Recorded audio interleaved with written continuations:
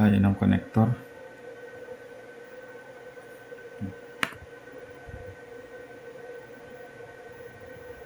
Para malinis tingnan. So, ito.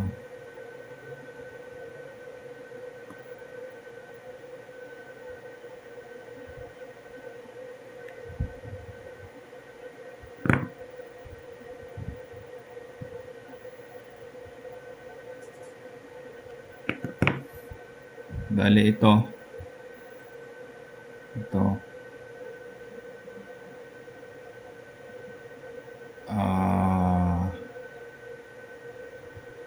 pinabalik ko siya rito sa unahan para mag-lock dito para hindi siya mahugot, sabay i-crimp natin.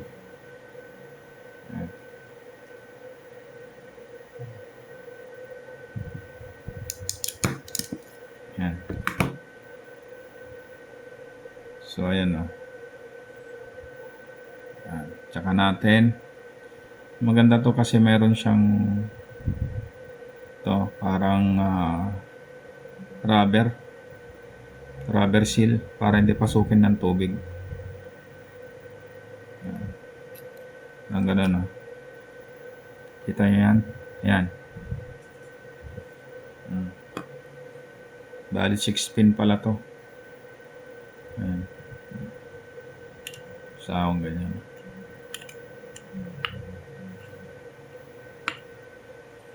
Marami pa guys. Ito. Marami pang kakabit. So, ayan. Isang technique na natutunan ko. Bata pa ako. Yung mga wawirings ng sasakyan, gumagawa ng harness. Siguro high school yata ako nun. First year. Ayan. Ang tutunan ko doon. Ilak mo muna yung isa doon sa harap. Kasi yung mga iba, ganyan lang. Ganyan, ilak dyan sa may plastic. Tapos ilak na dyan. So, nakalabas ganyan lang. Pausle. So, tayo naman, para magkaroon siya ng lock, yan, ipitin muna natin siya ng long nose. Yung sa unahan niya. Ayan. Pag inipit natin, kaya natin lagay yung kabila. Ngayon, ito, balik natin sa unahan. Ayan o, parang ganyan. O. Diba? So, nagkaroon siya ng hook yan, parang hook. Flat natin. Ito kung lang naman. Ito yung gayain, okay lang. Yan. Diba? Pero kung nagmamadali ka, ganun na lang gawin mo. Huwag mo nang pabalikin.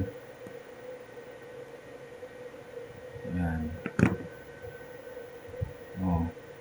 Diba? Tugutin mo yan kasi nakalak na dito. Tsaka mo i-crimp. Maganda tong crimp na to guys kasi kahit 1 mm yata kaya niya eh.